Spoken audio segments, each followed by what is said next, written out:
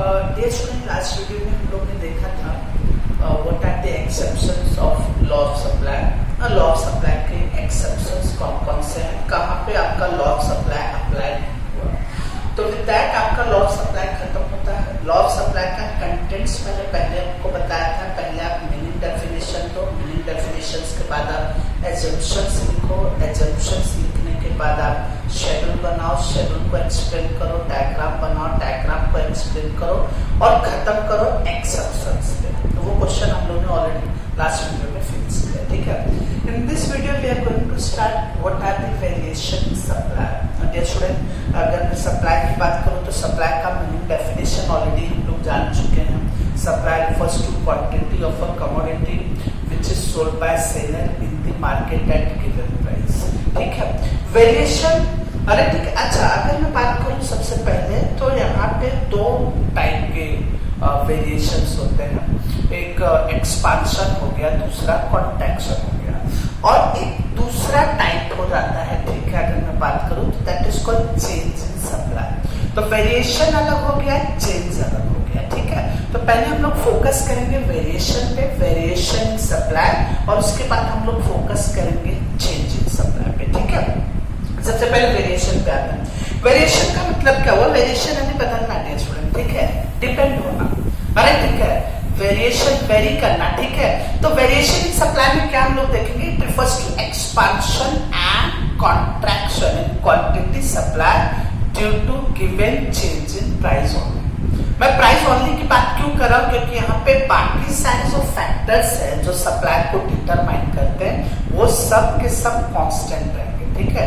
Variation in supply का मतलब it refers to expansion, expansion का मतलब एक्सपांड होना, बढ़ना, अरे ठीक है, और कॉन्ट्रैक्शन, कॉन्ट्रैक्शन यानी घट जाना, कम होना, अरे ठीक है, of quantity supply due to given change in price only. मैं बात कर रहा हूं price only, other factor remaining constant, बाकी के सारे फैक्टर कांस्टेंट रहने चाहिए। तो क्या हुआ मतलब वेरिएशन इन सप्लाई का? Variation in supply it refers to expansion and contraction in quantity supply due to given change in price only. Other factors such as, अब अदर फैक्टर कौन कौन से हैं?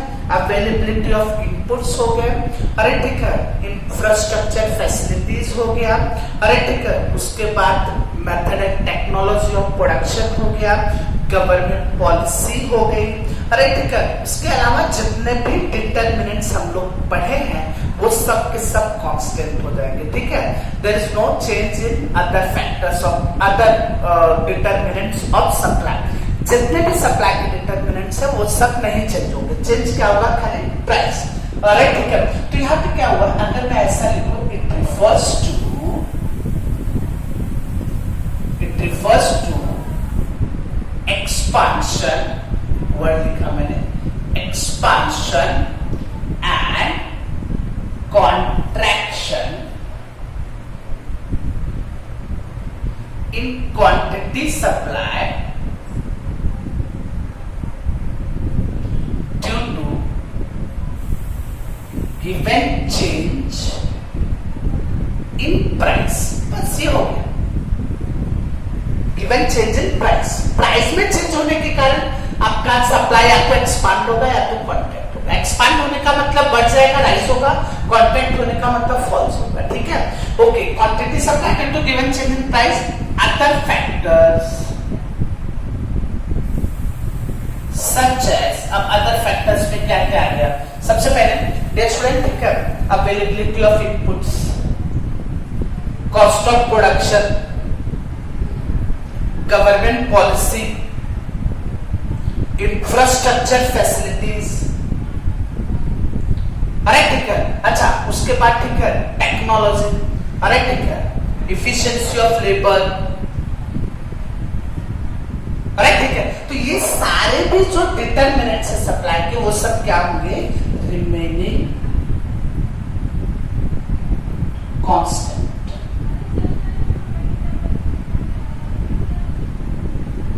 तो यहाँ पे क्या करा है? वेरिएशन quantity supply का मतलब क्या हुआ?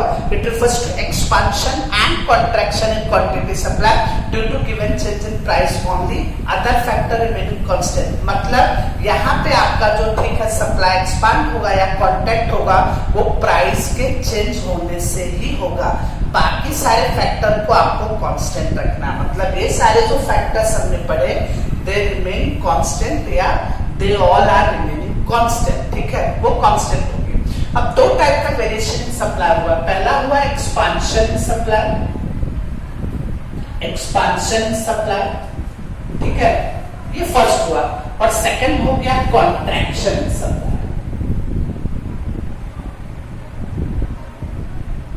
Expansion supply and contraction supply. ठीक है, expansion and contraction. There are two types of variation in supply. 2 marks के लिए स्टूडेंट के क्वेश्चन आता है, कभी-कभी डिस्टिंग्विश पूछता है इस टॉपिक के ऊपर.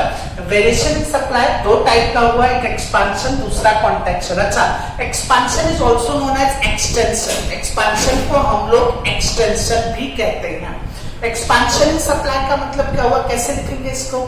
इट रिफर्स टू, अरे ठीक है, expansion in quantity supply due to rise in the price of the commodity. मैंने क्या बोला? It refers to expansion in quantity supply due to rise in the price of the commodity. भाई commodity का price rise हुआ, उसके कारण आपकी supply expand हो गई, मतलब राइज हो गई. ठीक है, यहाँ पे भी वही चीज लिखना, अदर फैक्टर रिमेनिंग कांस्टेंट. यहाँ पे भी बाकी सारे फैक्टर्स क्या होंगे? कांस्टेंट. तो मैंने क्या बताया स्टूडेंट? ठीक है, यहाँ पे आपका क्वांटिटी सप्लाई क्या हुआ? एक्सपांड हुआ. अरे ठीक है, एक्सपांड हुआ. ठीक है, और क्यों एक्सपांड हुआ? Due to rise in the price of the commodity. Commodity का प्राइस राइज हुआ इसलिए. अरे ठीक है, और यहाँ पे भी वही चीज, अदर फैक्टर रिमेनिंग कांस्टेंट. बाकी के सारे फैक्टर्स जो होंगे वो कांस्टेंट होंगे. बाकी जितने भी डिटरमिनेंट्स है वो सब क्या हो जाएंगे? कांस्टेंट. तो expansion in supply it refers to expansion quantity supply due to rise in the price of the commodity and other factors such as availability of inputs, cost of production, infrastructure facilities, labor of workforce, efficiency of labor, size of market, etc. They are remaining constant. ठीक है, तो expansion in supply में ठीक है आपका supply curve कैसा जाएगा? Dear student, just keep in mind this is your X axis and Y axis. X axis पे आप क्वांटिटी सप्लाई दिखा दो. राइट, ठीक है, क्वांटिटी सप्लाई हम लोग ने एक्स एक्सिस पे दिखाया. राइट, ठीक है, प्राइस हम लोग ने वाई एक्सिस पे दिखाया. प्राइस यहाँ पे पहले क्या कहते हैं? पहले प्राइस ओपी था, तो quantity supply will be OQ. This one price को मैंने बढ़ा दिया, राइज हुआ प्राइस. देखिए प्राइस बढ़ गया. प्राइस पहले इतना था, कितना हो गया प्राइस? प्राइस बढ़ गया, तो सप्लाई भी क्या हो गया स्टूडेंट? बढ़ गया. OQ2 OQ1. तो पहले प्राइस कितना था? OP, तो quantity supply will be OQ. Right, का प्राइस क्या हुआ? राइज हुआ. OP2 OP1 rise in price. तो प्राइस राइज होने के कारण आपका सप्लाई क्या हो गया? एक्सपांड हुआ. देखिए दिस इज कॉल्ड एक्सपांड. पहले इतना था, इतना हो गया.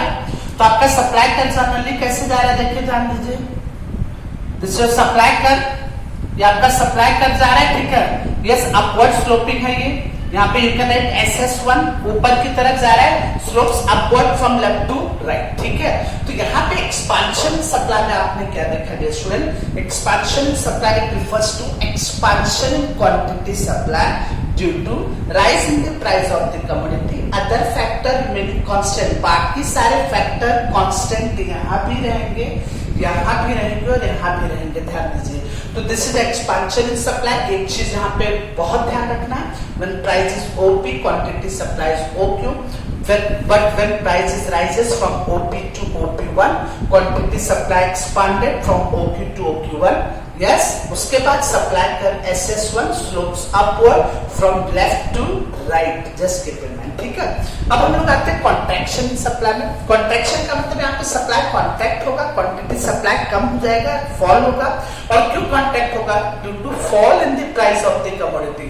कमोडिटी का प्राइस फॉल हुआ, इसके कारण क्या हुआ? आपका क्वांटिटी सप्लाई कॉन्ट्रैक्ट हो गया. ठीक है, तो कॉन्ट्रैक्शन सप्लाई का मतलब क्या हुआ? कॉन्ट्रैक्शन. अरे ठीक है, इन क्वांटिटी सप्लाई आपका जो क्वांटिटी सप्लाई था उसमें कॉन्ट्रैक्शन हुआ, कम हुआ, फॉल हुआ. और क्यों? Due to fall in the price of the commodity.